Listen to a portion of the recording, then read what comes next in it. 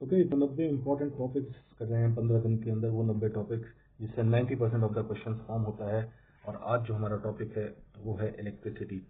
ये बहुत ही important chapter है साइंस के लिए बीपीएससी में। इलेक्ट्रिसिटी के अलावा हीट भी जो मैंने किया हुआ है 3 पार्ट्स में किया है। हीट डे 1 लेक्चर में आप देख सकते हैं। हीट भी बहुत ही एग्जॉस्टिवली पढ़ाया है ताकि आपको अच्छे से समझ में आ जाए और एग्जाम में सवाल ना छूटे। इसको बस आप सप्लीमेंट कर लेना घटना चक्र से। हालांकि मैंने बहुत सारे फैक्ट्स डाले हैं घटना चक्र के भी प्रीवियस क्वेश्चन, बट वो भी आप खुद से भी कर लेना।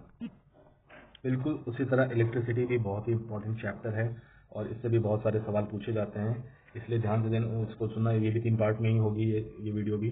अभी मैं इसको शुरू करता हूँ और ध्यान से सुनते रहो सब कुछ। चलो सबसे पहले जानते हैं इलेक्ट्रॉन प्रोटॉन न्यूट्रॉन के बारे में। हमें पता है इलेक्ट्रॉन जो होता है वो नेगेटिवली चार्ज होता है, प्रोटॉन पॉजिटिवली चार्ज होता है और न्यूट्रॉन न्यूट्रल होता है, उस पर कोई चार्ज नहीं होता है। ठीक है, तो इलेक्ट्रॉन जो है आखिर इलेक्ट्रॉन ही है जो कि बेसिस बनता है इलेक्ट्रिसिटी का। इलेक्ट्रॉन का आखिर चार्ज क्या है? इलेक्ट्रॉन के ऊपर चार्ज का जो सिंबल है क्या है, हमने डे 1 की वीडियो में यूनिट्स वाले में किया था। इलेक्ट्रॉन का क्या है यूनिट? तो इलेक्ट्रॉन का यूनिट है कूलम, चार्ज का है कूलम। ठीक है, तो इलेक्ट्रॉन का चार्ज कितना होता है? इलेक्ट्रॉन का चार्ज है 1.6 इंटू 10⁻⁻19 कूलम। याद रखना, और ये माइनस में रहता है। ठीक है, ये है इलेक्ट्रॉन के लिए। और यही चीज अगर प्रोटॉन के लिए रहेगा तो ये माइनस जो है ये बदल जाएगा प्लस में, यानी हो जाएगा 1.6 इंटू 10⁻⁻19 कूलम। ये हो जाएगा प्रोटॉन का। एक बात जान लो, जो इलेक्ट्रॉन का माइनस वाला है सिंबल, इनफैक्ट जो ये टर्म है 1.6 वाला, इसको कहते हैं ई। तो इलेक्ट्रॉन के लिए हो जाता है माइनस ई, और प्रोटॉन के लिए चार्ज अगर पूछा जाए कितना है तो ई। तो ये है 2 इंपॉर्टेंट चीज है। अब देखो प्रोटॉन और न्यूट्रॉन जो है टुगेदर ये लोग बाउंड होते हैं न्यूक्लियस में। ठीक है, तो आखिर क्या ऐसा फोर्स है जो कि ये न्यूक्लियस में दोनों साथ में है? तो उसका जवाब है न्यूक्लियर फोर्स। ठीक है, न्यूक्लियर फोर्स है। थोड़ा सा इसके बारे में जान लो। न्यूक्लियर फोर्स जो है दुनिया का स्ट्रॉन्गेस्ट है, स्ट्रॉन्गेस्ट फोर्स ऑफ ऑल है। उसके अलावा शॉर्ट रेंज का फोर्स है, शॉर्ट रेंज पे ही काम करेगा। उसके बाद ये अट्रैक्टिव फोर्स है, एक तरह का अट्रैक्टिव फोर्स है। और ये चार्ज इंडिपेंडेंट है, इससे चार्ज से मतलब नहीं है इस फोर्स का।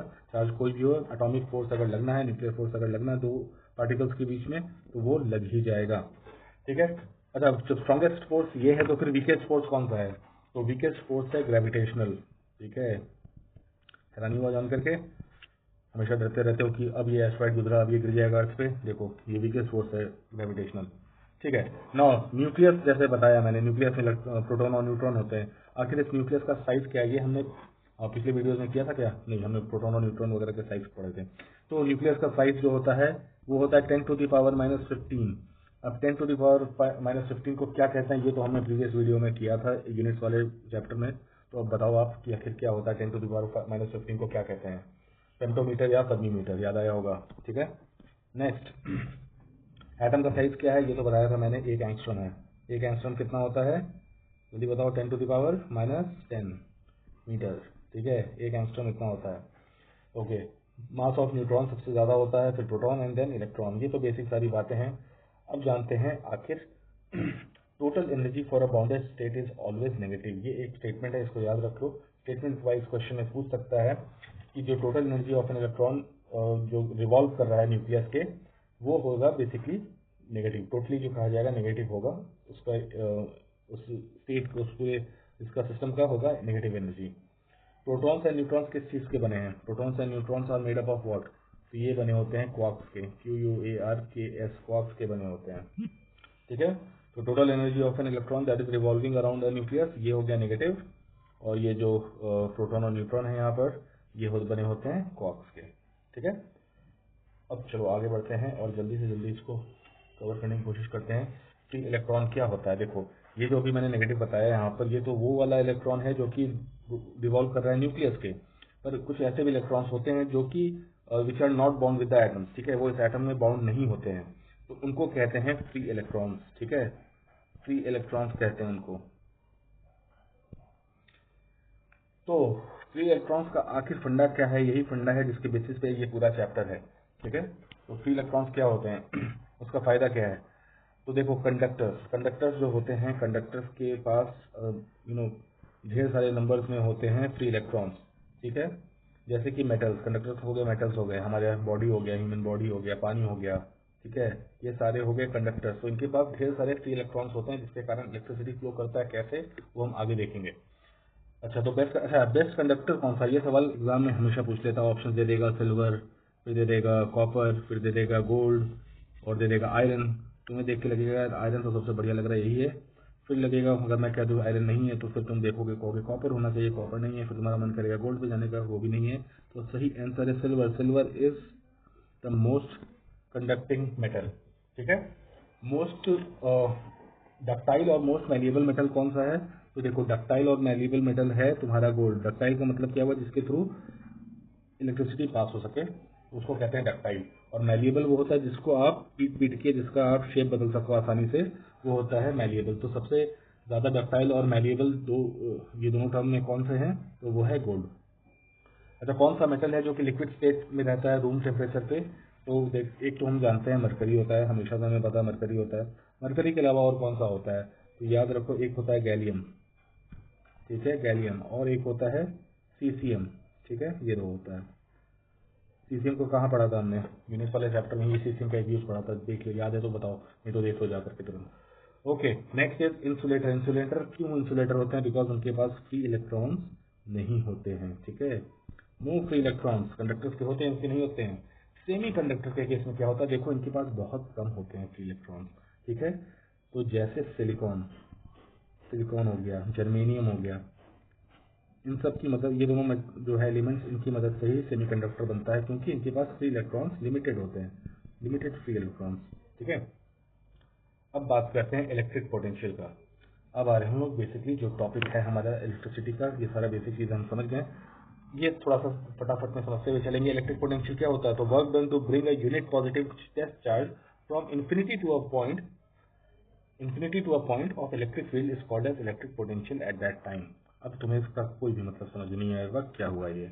इसका आसान भाषा में देखो ये समझ लो कि जो भी काम करने, वर्क डन यानी जो वर्क लगता है, ठीक है, एक यूनिट पॉजिटिव चार्ज है, एक यूनिट पॉजिटिव चार्ज है, इसको एक इन्फिनिटी में कहीं पर है, इसको यहाँ से लेकर के एक ऐसे फील्ड में लाना जहाँ तुम्हारा इलेक्ट्रिक फील्ड है।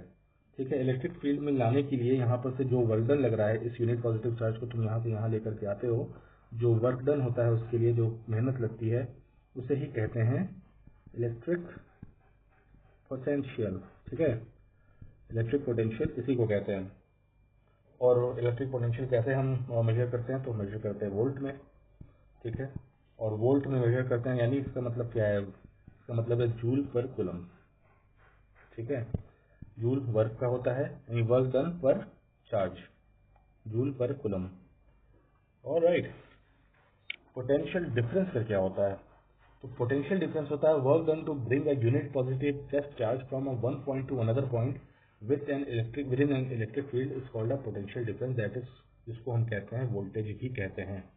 ठीक है, यानी अब देखो ये इन्फिनिटी से यहाँ तक तो आ गया, पर देखो क्या होता है, अब इसको हम यहाँ से विद इन मान लो ये जैसे ये पूरा ये इलेक्ट्रिक फील्ड है, तो ये जो चार्ज है, ये पॉजिटिव चार्ज है, इसको हम with in the electric field एक जगह से अगर दूसरी जगह ले जाते हैं, तो इस काम को करने में के लिए जो मेहनत लगती है, जो वर्क डन होता है, उसे ही कहते हैं हम लोग पोटेंशियल डिफरेंस, जिसको हम आम भाषा में कहते हैं वोल्टेज। ठीक है, वोल्टेज कम ज़्यादा होना, यानी जब घर में जब वोल्टेज कम हो जाता है तो समझ लो कि हमारे घर तक जो पहुंच रहा है चार्ज, वो कम पहुंच रहा है। ठीक है, जो यूनिट चार्ज है बेसिकली वो कम पहुंच रहा है, बहुत कम मात्रा में वो चार्जेस पहुंच रहे हैं, और जब वोल्टेज बढ़ जाता है तो वो चार्जेस बहुत ज़्यादा मात्रा में पहुंच रहे होते हैं। तो इस तरीके से समझना, यानी इसको अगर देखें तो डेल्टा वी क्या होगा, यानी वर्क डन बाय चार्ज। ठीक है, work done by charge. Alright, अब आगे बढ़ते हैं। इलेक्ट्रॉन और नेगेटिव चार्ज का क्या मूवमेंट है? देखो इलेक्ट्रॉन जब इलेक्ट्रिसिटी कैसे होता है, मान लो ये एक वायर है, ठीक है, इसमें फ्री इलेक्ट्रॉन्स हैं। ठीक है, ये फ्री इलेक्ट्रॉन्स हैं ढेर सारे छोटे छोटे। तो होता है क्या बेसिकली, इलेक्ट्रॉन का जो मूवमेंट है, ये नेगेटिव चार्ज है, ठीक है, इलेक्ट्रॉन का नेगेटिव चार्ज होता है। इलेक्ट्रॉन का जो मूवमेंट है, it moves from low potential to high potential. ठीक है, यानी from negative terminal to positive terminal. ठीक है, इलेक्ट्रॉन जो है वो इस डायरेक्शन में मूव करता है, इस तरफ, नेगेटिव डायरेक्शन, नेगेटिव टर्मिनल से पॉजिटिव टर्मिनल में, या फिर कह सकते हो लो पोटेंशियल से हाई पोटेंशियल में। ठीक है, इसमें ये ट्रैवल करता है। और जो इलेक्ट्रिक करंट है वो मूव करता है हाई पोटेंशियल से लो पोटेंशियल में। यानी जब फ्री इलेक्ट्रॉन्स इस तरफ मूव करते हैं तो बेसिकली जो करंट है, जो बिजली है असल में, वो इस डायरेक्शन में मूव करती है, यानी हाई पोटेंशियल से लो पोटेंशियल, यानी पॉजिटिव टर्मिनल से नेगेटिव टर्मिनल। तो यही फंडा है बिजली का, जो मूवमेंट होने का, जो बिजली आता है, करंट आता है, यही फंडा है। तो इलेक्ट्रिक करंट क्या है, तो अगर डिफाइन करें इसको तो it is the rate of flow of electric charge. ठीक है, electric charge in a particular direction is called electric current. ठीक है, तो ये क्या है, ये बेसिकली चार्जेस है। ठीक है, in a particular direction rate of flow of electric current in a particular direction is called as electric current. इसको डिनोट क्या चीज से करते हैं इलेक्ट्रिक करंट को, तो आई से करते हैं, हमेशा ये याद रखना, आई से करते हैं। और अगर इसको हम इक्वेशन में डालें तो क्या होगा, Q बाय टी। ठीक है, यानी कूलम्ब पर सेकंड। और यही कूलम्ब पर सेकंड बन जाता है क्या, जो यूनिट है, ऐसा यूनिट है इलेक्ट्रिक करंट का, एम्पियर। ठीक है, तो ये कूलम्ब यानी चार्जेस है, यानी जो करंट है, इलेक्ट्रिक करंट है। ठीक है, अब for flow of electric current there should be a potential difference across the ends of the wire. ऐसा नहीं है कि पोटेंशियल डिफरेंस के बिना ही ये जो है फ्लो ऑफ इलेक्ट्रिक करंट हो जाएगा। यानी अगर मान लो एक नेगेटिव और पॉजिटिव टर्मिनल बना रखा है हमने, ठीक है, और एक तरफ 10 वोल्ट का है तो और दूसरी तरफ 0 है, तो यहाँ पर देखो क्या होता है, पहले वाले केस में क्योंकि इनके बीच में एक डिफरेंस है, ठीक है, पर दूसरे वाले केस में दोनों का सेम है, सेम दोनों का पोटेंशियल है, तो 10 वोल्ट और 0 वोल्ट इस केस में जो है इलेक्ट्रिक करंट पास होगा। और चूंकि यहाँ पोटेंशियल डिफरेंस दोनों का 0 है, इस केस में पास नहीं होगा इलेक्ट्रिक करंट।